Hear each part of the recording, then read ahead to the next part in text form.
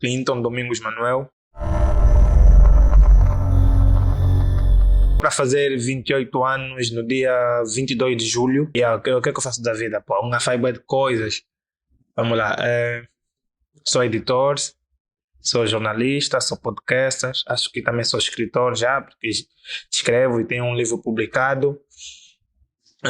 Sou estudante, gosto de estudar economia, gosto de estudar finanças, eu gosto de estudar política também. Então, são essas coisas basicamente que eu faço. Universidade? Bem, eu parti o lápis, meu, então. Mas, vamos lá, estudei na Universidade Agostinho Neto, fiz o curso de Engenharia Mecânica, cheguei até o terceiro ano, depois percebi que não era exatamente aquilo que eu queria fazer. Saí de lá e quando eu saio de lá, vou logo para o mercado de trabalho, começo a trabalhar numa das mais famosas editoras de Angola. Saio da faculdade e vou logo para trabalhar, começo a trabalhar como revisor, fui aprendendo outras habilidades como edição, designer, diagramação, e também sou diagramador e designer editorial. Então, depois de certa altura, eu percebi que precisava voltar para a academia. Tentei em umas outras universidades que, não foram assim muito atrativas para mim. Queria estudar no ISAF, mas o meu nome saiu de noite e eu tenho um pavor a estudar de noite. Então, fui para o Piaget. Estava a estudar economia no Piaget, mas depois não me senti muito satisfeito lá. Então, nesse momento, eu não estou a fazer nenhuma universidade porque, enfim, não acredito que existam universidades aqui para eu dedicar assim o meu tempo de forma integral. Por que a mudança da engenharia para a economia? Mercado de trabalho, eu comecei a sentir mais paixão pelas ciências econômicas do que pelas ciências exatas, porque o mercado de engenharia na altura só me oferecia duas saídas, né? Que era basicamente o que me oferecia, ou para trabalhar no setor petrolífero, que nunca foi muito a minha paixão, ou para trabalhar na docência. Então, quando eu percebi isso, não era isso que eu queria fazer. Então, vi que... E também, uma outra questão, o que é que acontece? Nós, quando saímos do ensino médio, daqueles 3 anos, nós entramos numa crise existencial e às vezes, por falta de quem nos oriente, nós saímos do ensino médio e vamos diretamente para a universidade. Foi no meu caso, logo que saí do ensino médio, nem respirei. Tanto é que eu defendo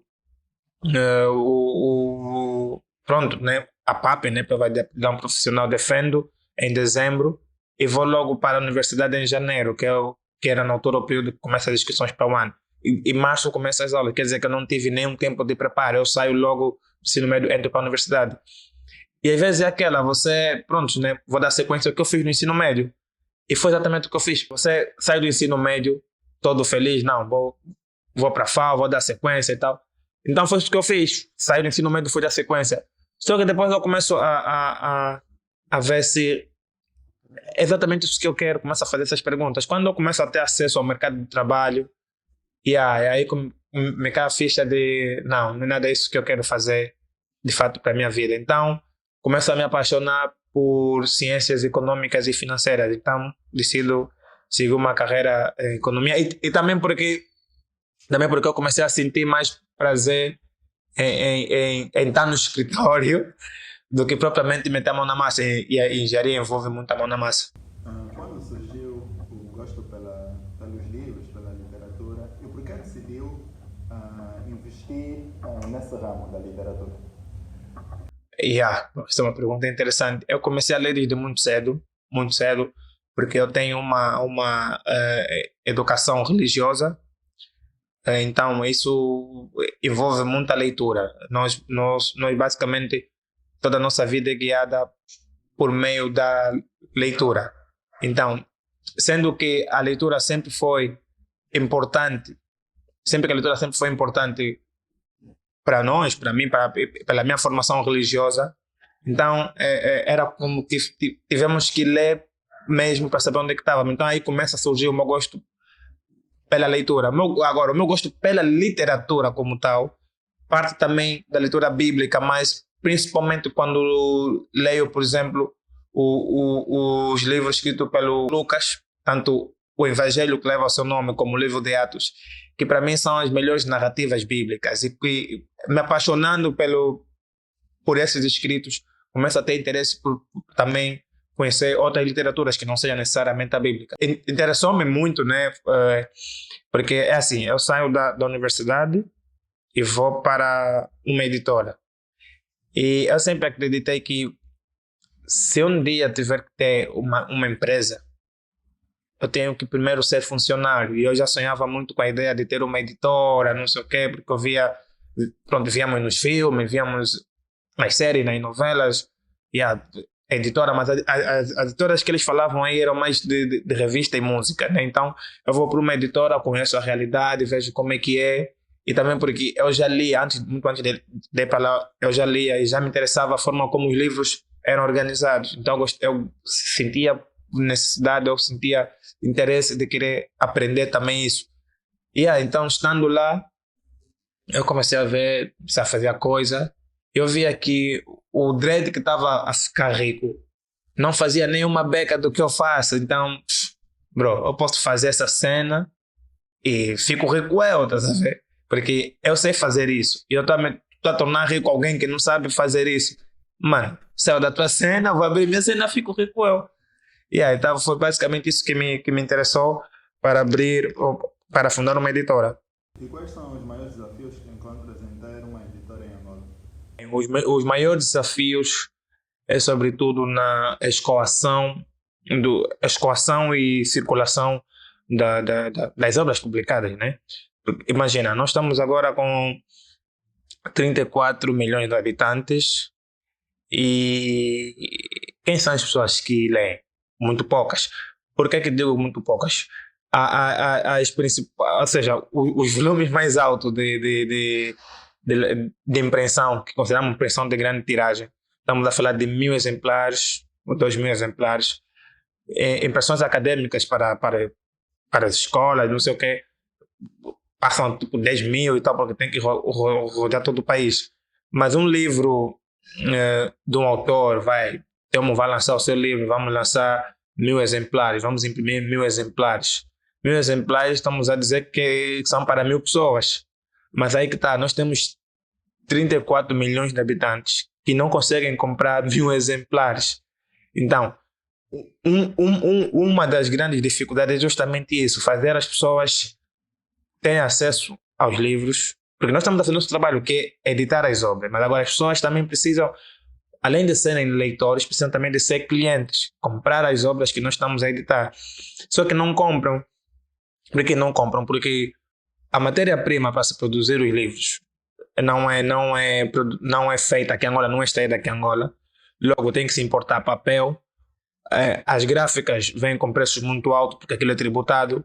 Nós, as editoras, quando recebemos a cotação da gráfica, também temos que tirar a nossa parte do lucro. Quando o livro é trabalhado, produzido e impresso, a ser vendido no mercado também, ele vai com outro preço que se calhar o consumidor final não tem condições para financiar aquela obra, não tem condições de comprar aquela obra, logo não vai comprar.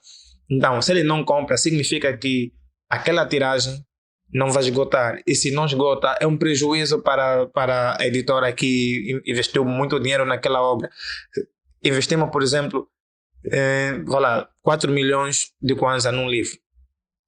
E apenas 50 pessoas compram. Quer dizer que nós temos menos de 100 mil kwanzas, ou temos menos de 200 mil kwanzas.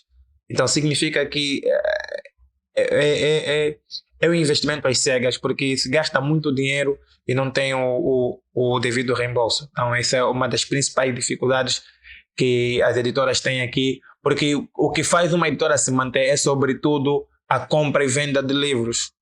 Então é basicamente isso. O que é que acha do estado atual da literatura angolana E quais medidas tu implementarias para mudar o curso das coisas na literatura em Angola? Bro, acho que eu não sou a pessoa mais indicada para falar da literatura assim como tal. Literatura é uma instituição grande.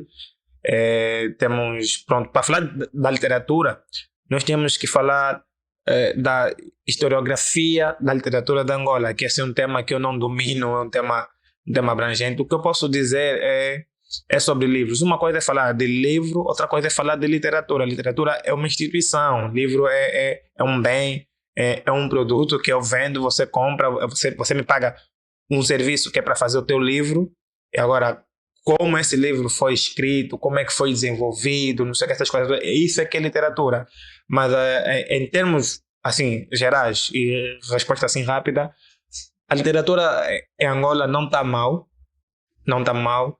Eu diria que está bem porque já tem muitos jovens a produzir, tem muitos jovens a escrever, tem novos prémios a serem criados, tem muitas editoras a nascer que vão apostando cada vez mais nesses novos escritores. Então eu penso que a literatura está a caminhar bem, mas eu caminha bem, falo na perspectiva daquelas pessoas que estudam a própria literatura, aquelas pessoas que escrevem, aquelas pessoas que leem sobre tudo, porque eu acredito que para escrevermos um único parágrafo do nosso livro, nós tínhamos que, no mínimo, ler, sei lá, quantas centenas de livros. Para escrever um único parágrafo, temos que ler muito antes. Então, eu penso que a literatura vai estar melhor ainda se os escritores serem, sobretudo, leitores, muito antes de serem escritores. Eu penso que o caminho é esse, mas em termos gerais, diríamos que está bem. Não sei se essa é a resposta mais correta e eu não sou a pessoa indicada para ter que explicar aqui como está a literatura, né? Quem é o Clinton? Quais são as coisas que o Clinton defende, ou as pautas que o Clinton acredita? Pronto, essa é uma pergunta interessante. Uma pergunta interessante porque eu, muito mais do que acreditar assim, eu defendo muito a lógica. Sim, defendo muito a lógica das coisas e eu acredito em uma sociedade em que todos devíamos ser tratados de forma igualitária, digo, a nível de respeito, de oportunidades, em que não devia haver pessoas que, por nascerem numa família, têm mais direito que os outros, têm mais favores que os outros. Eu defendo defendo uma sociedade em que o meu esforço individual, principalmente, devia ser o fator, ou seja, devia ser o fator para eu ser colocado em determinadas posições. Não necessariamente se eu venho de uma família que tem um histórico já favorável. Então, eu defendo muito sociedades igualitárias, defendo que homens e mulheres deviam ser tratados de formas igualitárias a nível social, mas agora deveres familiares isso é totalmente diferente, mas a nível social, a nível das comunidades, eu defendo muito sociedades igualitárias. Como se vê daqui a 5 anos? Se eu voltar a estudar, me vejo a terminar a licenciatura, me vejo a ser pai de um neném de 5 anos.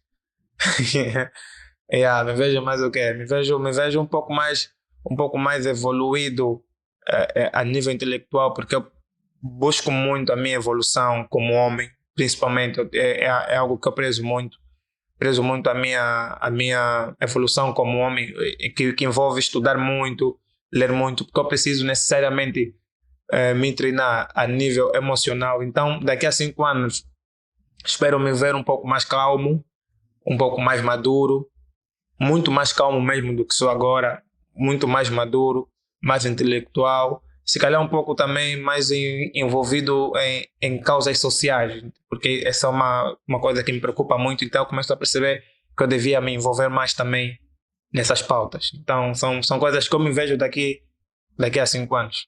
O que te levou a criar o podcast Língua Culta? Ok. Essa é a solidão. Yeah, a solidão. Eu fiz um pitch uma vez para uma, uma incubadora, né, de startups e tal. E a pergunta foi justamente essa. O meu pitch durou por aí 5 minutos. Perguntaram justamente isso. E eu disse que a resposta que eu dei foi exatamente essa, a solidão. Por que que eu criei o Língua Culta Podcast? Nós estávamos em tempo de pandemia. 2020, dia 27 de março, lockdown, né? Aquele foi, como é que se chama em português? Estado de emergência, né? Estado de emergência, pronto. Confinamento, estado de emergência e tal. E ninguém podia ir na casa do outro, ninguém podia ir no supermercado, ninguém podia ir à escola, ninguém podia trabalhar tudo a partir de casa. Então aquilo me dava assim, pô, o que é que eu vou fazer? E eu penso que se há alguma pessoa que não aprendeu nada com a pandemia, já não vai aprender mais em nenhuma fase da vida dela. A pandemia foi uma lição que nos ensinou muita coisa. E eu aprendi que eu devia criar coisas a partir dali. Então, sozinho, em casa, pegava no telemóvel primeiro, fazia os áudios, e dá para fazer monólogo. Fazia leituras a princípio. Então, depois, quando as coisas começaram a abrir, eu fui começando também a convidar pessoas. Então, foi justamente na pandemia e a solidão de estar sozinho, de não ter uma companhia que não seja a familiar. Foi isso que me levou essencialmente a criar o Língua Culta Podcast. E um dos meus primeiros convidados foi o Cleusio. Eu abri o Língua Culta, fiz um monte de entrevistas, fiz um monte de conversas sozinho. Chamei um amigo, conversamos. E o próximo convidado foi o Cleusio. Eu já tinha bem de questões para lhe fazer. Então eu disse, não, tem que ser esse gajo aqui, tenho que lhe entrevistar a ele. Então foi a pandemia.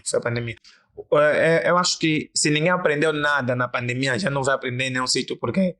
Porque a pandemia foi uma chapada que nós todos precisávamos para repensar nas nossas vidas. E se formos a ver, a pandemia estava quase a mudar a ordem mundial. Então, quando eu fico a refletir sobre a pandemia, eu começo a ver de fato que a vida não apresenta problemas, e que problemas basicamente são as decisões que nós tomamos. A vida nos dá possibilidades. Essas possibilidades podem ser, ou seja, podemos defini-los como problemas para nós ou soluções.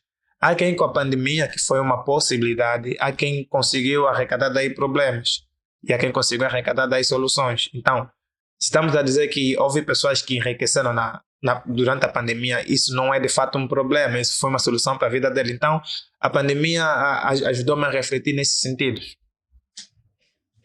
3 livros que mais impactaram durante a tua jornada como leitor. Olha, eu gostei muito da Sociedade dos Sonhadores Involuntários, do Agualusa. Gostei muito desse livro, porque nós estávamos a sair de uma fase. Estamos a sair de uma fase do país em que Angola já viveu aquilo há muitos anos. Estamos a falar dos anos 50, que era o processo 50, em que muitos angolanos intelectuais, nacionalistas foram presos políticos. E em 2015 começamos a viver uma nova versão do que seria os anos 50 e os presos políticos. Então, o livro Sociedade dos Sonhadores Involuntários do Agualusa me fez refletir muito a importância de nós começarmos a pensar país. Me fez refletir muito a importância de começarmos a pensar país. E esse livro foi para mim uma obra necessária naquele momento que estávamos a viver. Agora, o outro livro que eu gosto muito, assim, muito mesmo também, para ver o título, Os Transparentes de Ondieki. A forma como Ondieki fala de Luanda, acho que todo luandense consegue se rever nessa obra.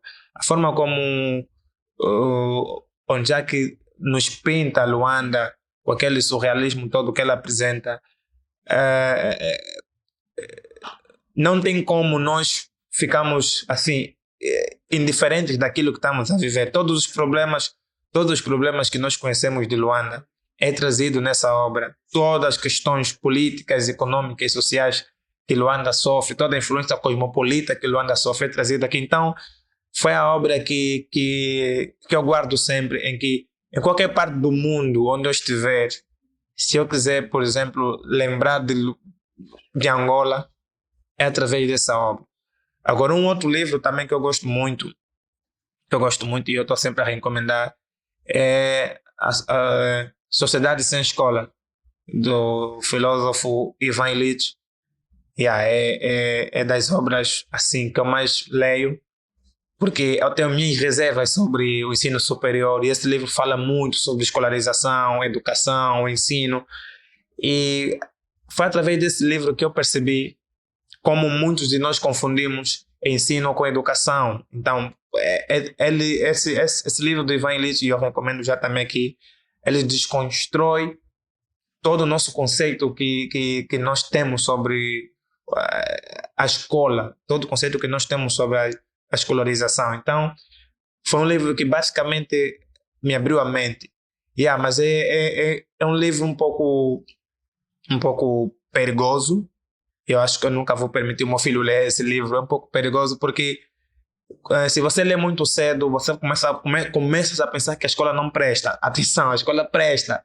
Mas agora, o sistema escolarizado ou a sociedade escolarizada é que não presta. Então, temos que fazer essa diferenciação. É um livro importante, sim, mas é um livro perigoso. Outro livro, são tantos livros, da ditadura à democracia, do Jenny Sharp, mas enfim. Que Angola esperas viver para ti, para os teus filhos? Eu penso principalmente, assim, desejo muito em que haja um governo, primeiro que tem que haver alternância, né? Pronto. E que haja um governo que se preocupa principalmente em envolver os jovens na vida política do país. Eu acho que isso seria necessário mesmo, desde muito cedo, que os jovens estivessem envolvidos na vida política do país. Porque nós vivemos num país em que parece que não, é um país muito militarizado. Angola é um país muito militarizado.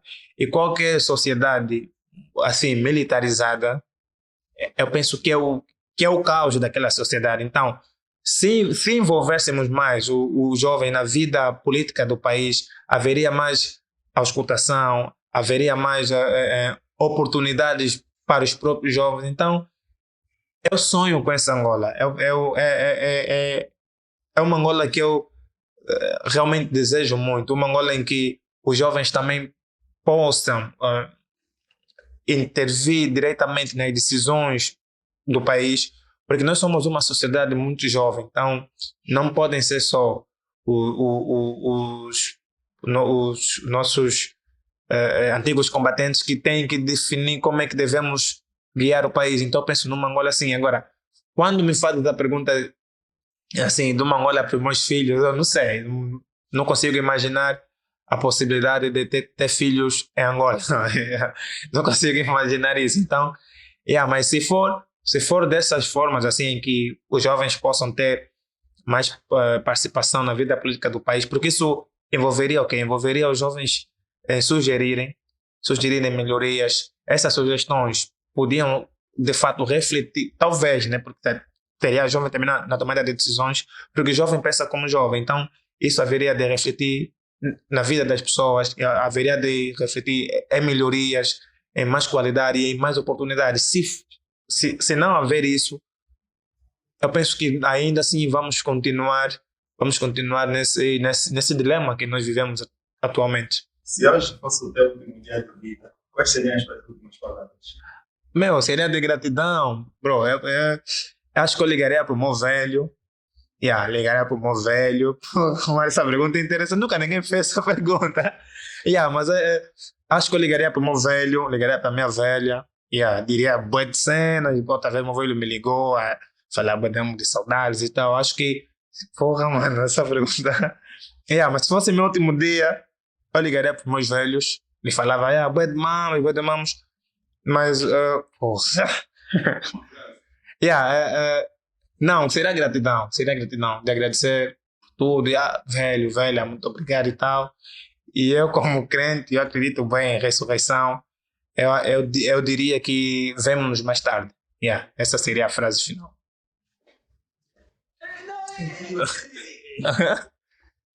Yeah, Oh, foi, não, esses camaradas são mais da ganha. O homem em entrevista tem que aparecer. yeah.